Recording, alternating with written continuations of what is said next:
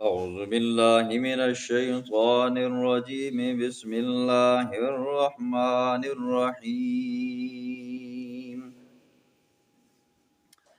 إنما جعل السبت على الذين اختلفوا فيه وإن ربك ليحكم بينهم يوم القيامة فيما كانوا فيه يختلفون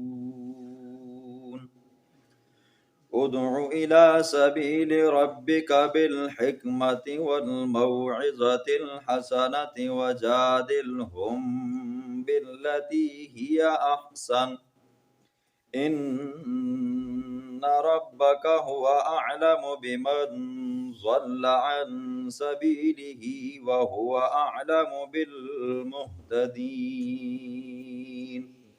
صدق الله العظیم۔ کل کے درس میں آپ نے حضرت ابراہیم علیہ السلام کی شان کو، مقام کو اور ان کی عظمت کو سنا۔ آج کے درس میں اللہ رب العزت دو موٹی باتوں کو بیان فرمائیں گے۔ نمبر 1 یہودیوں کی نافرمانی کو، نمبر 2 واعظ و نصیحت تبلیغ کرنے کے مکمل طریقہ کار کو۔ پہلی آیت میں اللہ فرماتے ہیں انما جعل السبت، پختہ بات ہے، پکی بات ہے، مقرر کیا گیا ہفتے والا دن، علی الذین، اوپر ان لوگوں کے، اختلفوا فی، انہوں نے اس میں اختلاف کیا، وَإِنَّ رَبَّكَ، بے شک آپ کا رب، لَيَحْكُمُ، البتہ فیصلہ کرے گا، بینہم، ان کے درمیان، یوم القیامت، قیامت والے دن، فیما کانوا فیہ یختلفون، جس چیز میں وہ اختلاف کیا کرتے تھے۔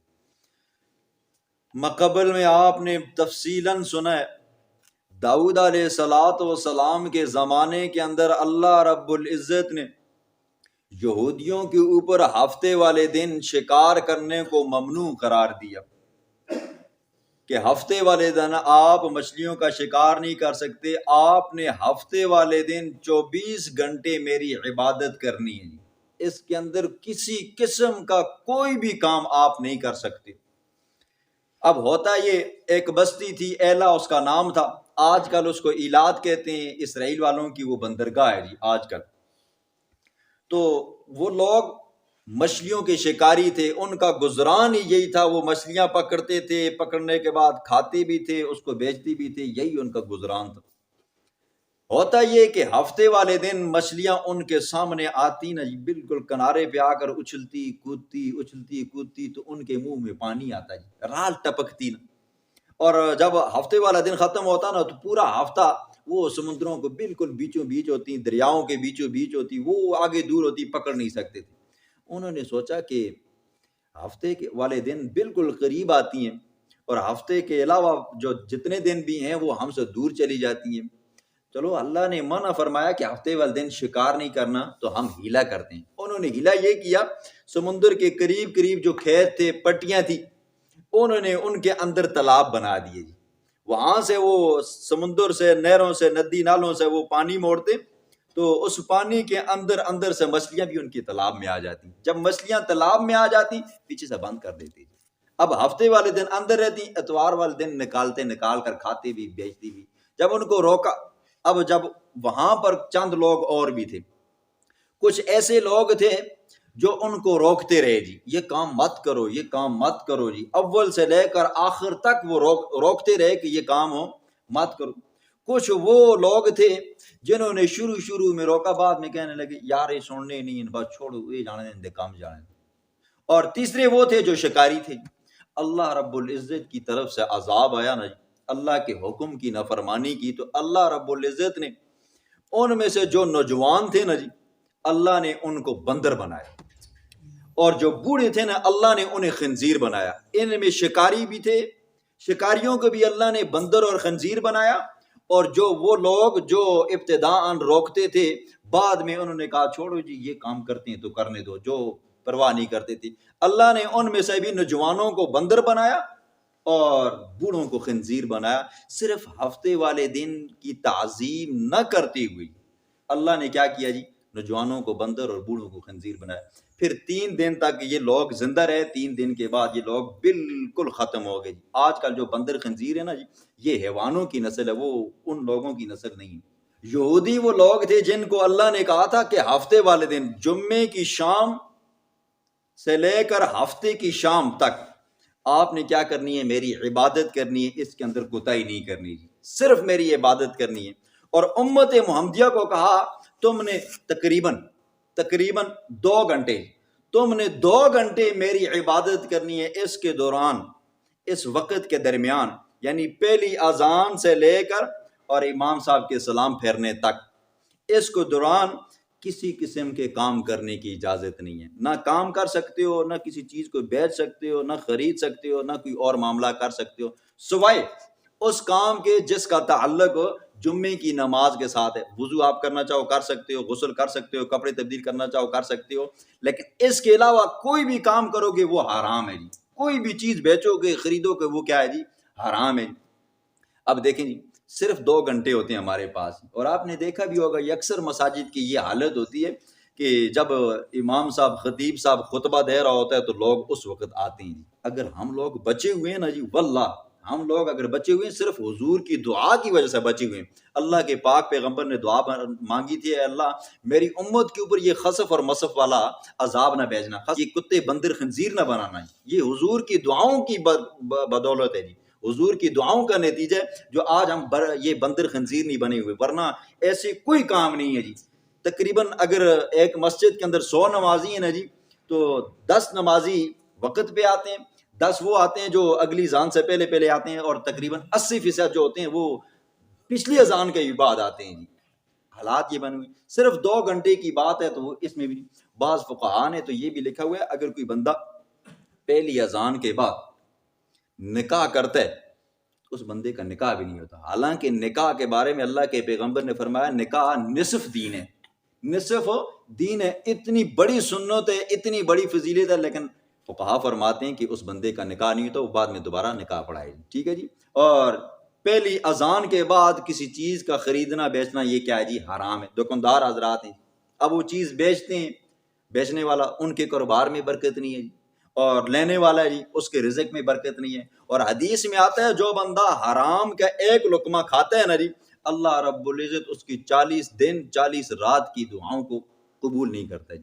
اب کیسی دعائیں قبول ہوں، ہمارا دل نہیں لگتا، ہم وہ اس وقت کاروبار کرتے ہیں، اس وقت چیز خریدتے ہیں، لیتے ہیں، پھر وہ لے کر ہم جاتے ہیں، اپنی بیوی کو بھی کھلاتے ہیں، بچوں کو بھی کھلاتے ہیں، پھر اس حرام کا نتیجہ یہ ہوتا ہے ہماری بھی دعا قبول نہیں ہوتی، ہمارے بچے ہیں، بیوی ہے، ان کی بھی دعا قبول نہیں ہوتی، پھر کرتے کرتے معاملات بگڑتے جاتے ہیں، پھر اولادیں کیا ہو جاتی ہیں، نافرمان ہو جاتی ہیں، پھر بیوی اپنی ہوتی ہے لیکن یہ ہے کہ وہ باتیں کسی اور کی مانتی ہے، پھر اس طرح کرتے کرتے کرتے گھر کو جڑتے ہیں جی۔ یہ چھوٹی سی غلطی سے پورے خاندان اور برباد ہو جاتے ہیں جی۔ ٹھیک ہے، تو فرمایا کہ یہودیوں نے ہفتے والے دن تعظیم نہ کی تو اللہ نے انہیں بندر اور خنزیر بنایا۔ یہ تو دنیا کا معاملہ تھا، جو بندر خنزیر بنے پھر ختم ہو گئے۔ اللہ فرماتے ہیں پھر آگے آنکھیں بند ہوں گی، اس کے بعد ایک اور مقام آئے گا، فرمایا وہاں پر اللہ فیصلہ فرمائے گا کہ کس کس چیز میں وہ اختلاف کیا کرتے تھے۔ ادعو الی سبیل ربک، دوسری بات واعظ و نصیحت، دعوت و تبلیغ دینے کا مکمل طریقہ اللہ نے ان آیات میں بیان کیا جی۔ صرف ایک آیت میں اللہ نے پوری واعظ و نصیحت، دعوت و تبلیغ، تقریر، تدریس، خطیب کی خطابت کو اللہ نے ان ایک آیت میں بیان فرمایا۔ کتنی جامع معنی۔ اللہ فرماتے ہیں ادعو الی سبیل ربک، بلائیے آپ، دعوت دیجئے آپ، الی سبیل ربک، اپنے رب کے راستے کی طرف۔ نمبر 1 بالحکمت، دنائی کے ساتھ۔ نمبر 2 والموعظۃ الحسنہ، عمدہ واعظ و نصیحت کے ساتھ۔ نمبر 3 وجادلہم باللتی ہی احسن، جھگڑا کریں آپ ان کے ساتھ جو طریقہ سب سے زیادہ احسن ہے، سب سے زیادہ حسین ہے۔ دیکھیں اقتدار کے اندر، ڈیوٹی کے اندر، مقام اور مرتبے کے اندر جو سب سے بڑا مقام اور سب سے بڑا بلند و بالا مرتبہ ہے نا جی، وہ پیغمبروں والا ہے جی۔ اللہ رب العزت نے اپنے پیغمبروں کو یہ مقام دیا جی، نبوت اور رسالت والا۔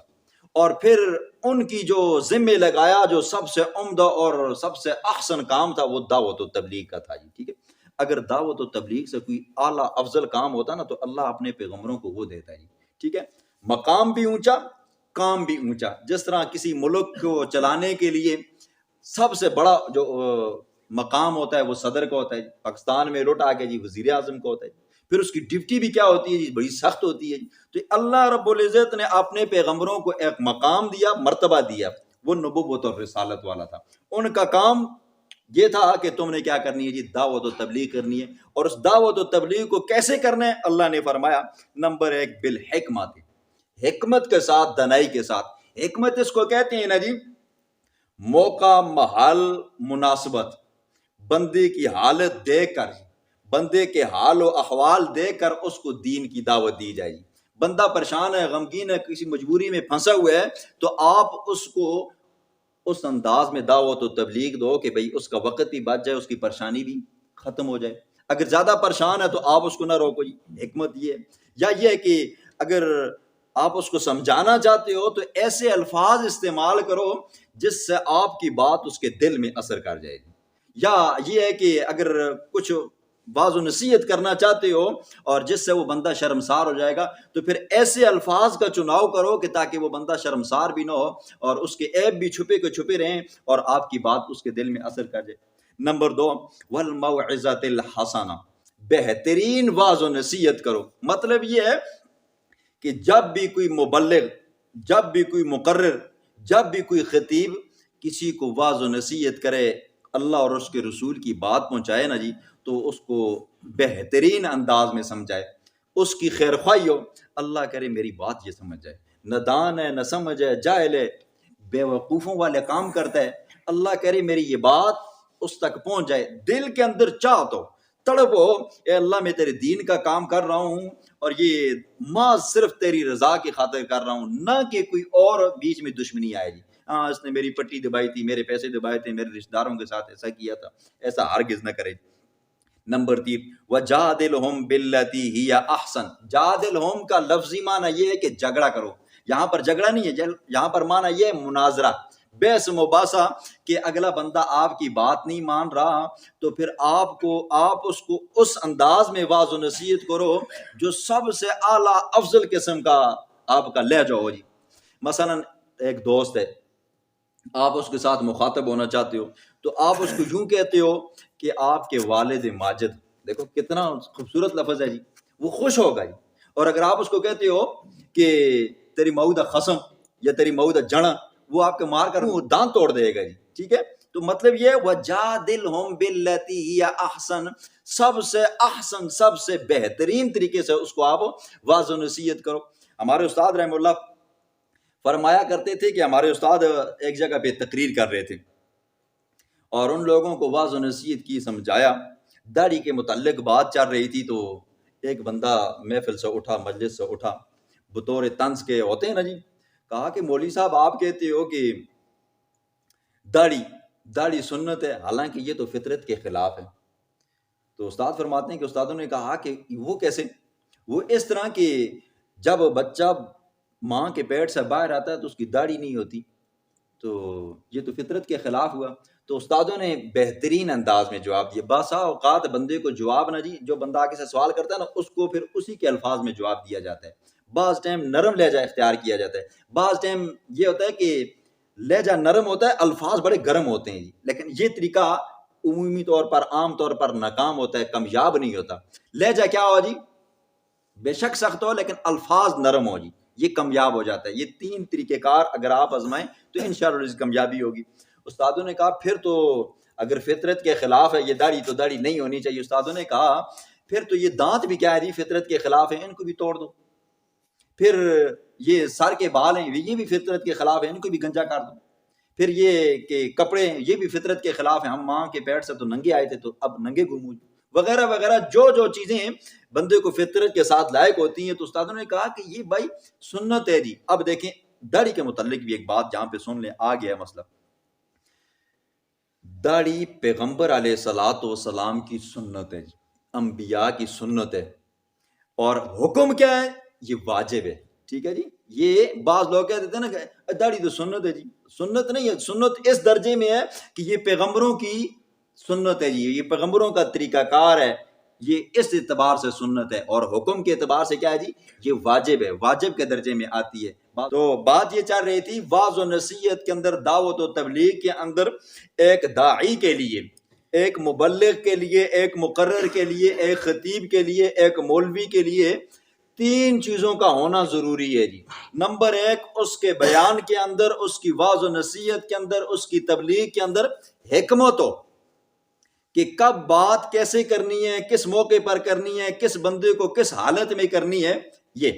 نمبر 2, والموعظۃ الحسنہ, بہترین سے بہترین انداز اپنانا ہے جی. ٹھیک ہے, اس کو واعظ و نصیحت دل میں یہ خواہش رکھنی ہے, چاہ تڑپ رکھنی ہے, ہمدردی رکھنی ہے, خیر خواہی رکھنی ہے, اللہ کرے یہ میری بات سمجھ جائیں جی. نمبر 3, اگر بحث مباحثے کی نوبت آ گئی ہے تو پھر اچھے سے اچھے الفاظ کا چناؤ کرو جی. اور بعض مفسرین تو یہ معنی بھی کرتے ہیں بالحکمت, سب سے پہلے بندہ جب کسی کو دعوت و تبلیغ دے نا جی, اس کے سامنے قرآن بیان کرے جی. قرآن وہ لریب کتاب ہے جس کی محبت ہر مسلمان کے دل میں ہے جی. نمبر 2, والموعظۃ الحسنہ, پیغمبر علیہ الصلوۃ والسلام کا فرمان بیان کرے جی. ہر مسلمان کے دل کے اندر کیا ہے جی, حضور صلی اللہ علیہ وسلم کی محبت ہے. اور نمبر 3, وجادلہم باللتی ہی احسن, اس کو صحابہ کرام, ائمہ مجتہدین, محدثین, فقہاء کرام کے طور و اطوار, طریقہ کار زندگی, یہ ان کو بتائی. قرآن کا بھی اصول ہے نا جی. قرآن بھی کہتا ہے وَلَا تَسُبُّوا الَّذِينَ يَدْعُونَ مِن دُونِ اللَّهِ. قرآن تو ایمان والوں کو یہ حکم دیتا ہے کہ تم کافروں کے جو جھوٹے خدائیں, معبود ہیں, ان کو برا بھلا مت کو, ان کو گالم گلوچ نہ دو, کہیں ایسا نہ ہو وہ تمہارے حقیقی خدا کو گالم گلوچ کرنے لگ جائیں. اور یہ طریقہ کار بھی نہ ہو کہ زبان لہجہ سخت ہو. اللہ رب العزت نے موسیٰ علیہ السلام کو فرعون کی طرف پیغمبر بنا کر بھیجا تو اللہ نے فرمایا وَقُولَا لَهُ قَوْلًا لَيِّنًا, میرا موسیٰ طبیعت کے اندر تیری بڑی سختی ہے لیکن کیا کرنا جی, نرمی سا کام لینا. اسی طرح اللہ رب العزت نے اپنے پیغمبر کو فرمایا فَبِمَا رَحْمَةٍ مِّنَ اللَّهِ لِنْتَ لَهُمْ, میرے پاک پیغمبر یہ جو صحابہ کا ارد گرد کا جو جرمٹ ہے نا, یہ اس وجہ سے ہے کیونکہ تو نرم مزاج ہے جی. ٹھیک ہے, اور آج خطیبوں کی یہ عادت ہے, یہ تو قطعاً جائز ہی نہیں ہے, کسی کو نام لے کر برا بلا کہنا, کسی کو ممبر کے اوپر بیٹھ کر یا کسی کو کھڑے ہو کر مسجد کے اندر واعظ و نصیحت کر کے کسی کو دلہ, کسی کو کمینہ, کسی کو 75 قسم کا کافر کہنا, کسی کو برے سے برے القابات سے یاد کرنا. ہمارے اکابرین کا یہ طور و اطوار تھا, طریقہ کار تھا, وہ مخاطب اگرچہ باطل فرقے سے کیوں نہ ہو, اس کا نام بڑے ادب سے لیا کرتے تھے, بڑے ادب سے لیا کرتے تھے. اس کا ایک نتیجہ یہ ہوتا ہے نا جی, جو فریق مخالف ہوتا ہے یا جو بندہ باہر سے آتا ہوتا ہے ویسے آ کر بیٹھا ہوا ہے یا بطور امتحان کے آ کر بیٹھا ہوا ہے نا, اس کے دل کے اندر اللہ رب العزت قدرتی طور پر نرمی ڈال دیتا ہے. یہ قرآن کا اصول ہے. فرمایا ان ربک هو اعلم بمن ضل, واعظ و نصیحت اس انداز میں کرنا, اس کے بعد آپ کا رب خوب جانتا ہے بمن, اس شخص کو ضل جو گمراہ ہوا, عن سبیلہ, اس کے راستے سے, وَهُوَ أَعْلَمُ بِالْمُهْتَدِينَ, اور وہ خوب جانتا ہے ہدایت یافتہ لوگوں کو. آپ کا کام ہے اس انداز میں واعظ و نصیحت کرنا. جب کریں گے اس کے بعد جو گمراہ ہوگا وہ بھی اللہ کے علم میں ہے, جو ہدایت یافتہ ہوگا وہ بھی اللہ کے علم ہوگا. وَإِنْ عَاقَبْتُمْ فَعَاقِبُوا بِمِثْلِ مَا عُوقِبْتُمْ بِهِ. اس آیت کا شان نزول سے جنگ احد ہوئی نا جی, حضور صلی اللہ علیہ وسلم کے 2 چاچے تھے جو مسلمان ہوئے, 2 چاچے صرف مسلمان ہوئے, ایک حضرت عباس رضی اللہ تعالیٰ عنہ اور ایک حضرت حمزہ رضی اللہ تعالیٰ عنہ. حضرت حمزہ رضی اللہ تعالیٰ عنہ جنگ احد کے اندر شہید ہوئے نا جی. کفار نے ان کے ناک کو کاٹا, ان کے ہونٹوں کو کاٹا, ان کے کانوں کو کاٹا. تو یہ جب یہ حالت بن جاتی ہے نا تو یہ مسئلہ اس کو عربی میں مسئلہ کہہ دیتے ہیں. چہرہ بالکل مسخ ہو گیا. حضور صلی اللہ علیہ وسلم بھی انسان تھے نا جی, ظاہر بات ہے بندے کو والدین کے ساتھ, ماں باپ کے ساتھ, بہن بھائیوں کے ساتھ, بیوی بچوں کے ساتھ, اپنے چچاؤں کے ساتھ تو محبت ہوتی ہے جی, دل دکھتا ہے. حضور نے اپنے چاچے کے جب لاشے کو دیکھا نا جی, دل دکھا, بڑی تکلیف میں. حضور نے فرمایا ہم بھی یہ کفار کے جو 70 مقتولین پڑے ہوئے ہیں ہم بھی ان کے ساتھ ایسے کریں گے. فوراً اللہ کی طرف سے وحی آئی وَإِنْ عَاقَبْتُمْ اگر آپ سزا دینا چاہو پس تم انجام دو، سزا دو، بِمِثْلِ مَا عُوقِبْتُمْ بِهِ مثل اس کے کہ جتنی تم کو تکلیف پہنچی ہے، وَإِنْ عَاقَبْتُمْ جتنی آپ کو تکلیف پہنچی ہے اتنی آپ ان کو تکلیف دو، زیادہ مت دو۔ دیکھو اسلام کتنا مساوات کا خیال کرتا ہے جی۔ اگر آپ کو کوئی کافر مارتا ہے، اپنا مارتا ہے، بیگانہ مارتا ہے، اسلام یہ کہتا ہے پھر جتنی آپ کو تکلیف دی ہے نا تو کیا کرو جی، آپ بدلہ لینا چاہتے ہو پھر اتنا ہی دو۔ لیکن فرمایا وَإِن صَبَرْتُمْ اگر صبر کرو تم تو فرمایا لَهُوَ خَيْرٌ لِلصَّابِرِينَ یہ بدلہ لینے سے صبر جو ہے نا یہ کیا ہے جی، اس سے بہتر ہے، اور صبر کرنے والوں کے ساتھ اللہ فرماتے ہیں میں خود ہوتا ہوں۔ وَاصْبِرْ وَمَا صَبْرُكَ إِلَّا بِاللَّهِ میرے پاک پیغمبر آپ صبر کیجئے، اور آپ کا صبر کرنا الا باللہ یہ اللہ کی توفیق کے ساتھ ہوتا ہے۔ ولا تحزن علیہم آپ غمگین مت ہو ان کے اوپر۔ حضور صلی اللہ علیہ وسلم کی جب زوجہ محترمہ حضرت خدیجہ الکبریٰ رضی اللہ تعالیٰ عنہ فوت ہوئی، حضور غمگین ہوئے۔ کچھ عرصے کے بعد ابو طالب فوت ہوا، حضور اور غمگین ہوئے۔ اب جو سر کے اوپر سایہ تھا وہ اٹھ گیا جی، گھر کے اندر جو بیوی تھی لاڈوں پیاروں والی جی وہ بھی کیا ہے جی دنیا سے چلی گئی، اب پیچھے بچیاں رہ گئی۔ اب جو بندہ دعوت و تبلیغ کا کام کر رہا ہو دن رات، اس بندے کے لیے پریشانی تو بنتی ہے نا جی، پیچھے گھر میں بچیاں، آگے واعظ و نصیحت کرنی ہے۔ حضور صلی اللہ علیہ وسلم غمگین ہونے لگے۔ اللہ نے فرمایا ولا تحزن میرا پاک پیغمبر آپ غمگین مت ہو، آپ کا غمگین ہونا فرمایا ولا تک فی ضیق مما یمکرون اور آپ دل میں تنگ بھی مت ہو۔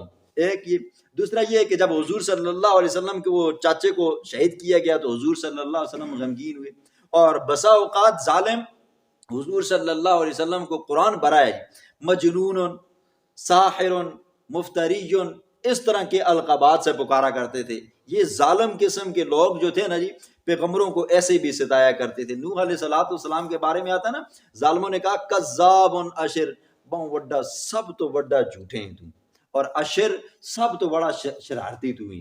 کتنے کتنے کتنے پیغمبروں کو ایک پیغمبر گزرے حضرت حنظلہ، ان کو ظالموں نے چٹان کے نیچے دے کر شہید کر دیا۔ صرف ایک ان کا صحابی تھا جی، وہ بھی کالے رنگ کا تھا، انہوں نے کہا اگر آپ کی اجازت ہو تو میں بھی آپ کے ساتھ شہید ہو جاؤں۔ کہا نہیں، یہ مجھے ظلماً شہید کر رہے ہیں۔ لیکن ہر پیغمبر کو ستایا گیا، ہمارے پیغمبر کو بھی ستایا۔ اللہ نے فرمولہ بتایا، فرمایا میرے پاک پیغمبر وصبر صبر کر، وما صبرک الا باللہ آپ کا صبر کرنا یہ اللہ کی توفیق کے ساتھ ہوتا ہے۔ آپ غمگین مت ہو ان کے اوپر، اور نہ آپ دل میں تنگ ہو ان کے مکروں سے۔ ان اللہ مع الذین اتقوا بے شک اللہ ان لوگوں کے ساتھ ہوتا ہے اتقوا جو کفر سے، شرک سے، گناہوں سے بچتے ہیں، اور والذین اور اللہ ان لوگوں کے ساتھ ہوتا ہے ہم محسنون جو احسان کرتے ہیں۔ اللہ دو قسم کے لوگوں کے ساتھ ہوتا ہے، نمبر ایک جو کفر شرک سے بچتا ہے، گناہوں سے بچتا ہے، اللہ کی مدد اس بندے کے ساتھ ہوتی ہے۔ نمبر دو جو بندہ احسان کرتا ہے، آپ کے ساتھ کسی نے برا کیا، آپ نے احسان کیا۔ دیکھیں شریعت بھی اللہ نے ہمیں وہ عطا فرمائی نہیں۔ موسیٰ علیہ السلام کی شریعت کے اندر ایسا ہوتا تھا نا، اگر کوئی بندہ کسی کو تھپڑ مارتا نا تو موسیٰ علیہ السلام کی شریعت میں یہ تھا کہ آپ بدلے میں 2 مارو تاکہ یہ پھر زندگی میں کبھی کسی کو مارے نہیں۔ عیسیٰ علیہ السلام کی شریعت کے اندر یہ تھا نا، اگر کوئی آپ کو تھپڑ مارتا نا تو شریعت ان کی شریعت یہ کہتی تھی کہ بھائی معاف کر، دوسرا آپشن نہیں تھا۔ لیکن ہماری شریعت آ گئی ہے، ہماری شریعت کے اندر فرمایا کہ اگر آپ کو کوئی مارتا ہے تو آپ بدلہ لینا چاہتے ہو تو پھر آپ اس کو اتنا اور ایسے ہی انداز میں مارو جیسے اس نے تمہیں مارا ہے۔ اور نمبر 2 اگر معاف کرنا چاہو یہ کیا ہے بہتر ہے۔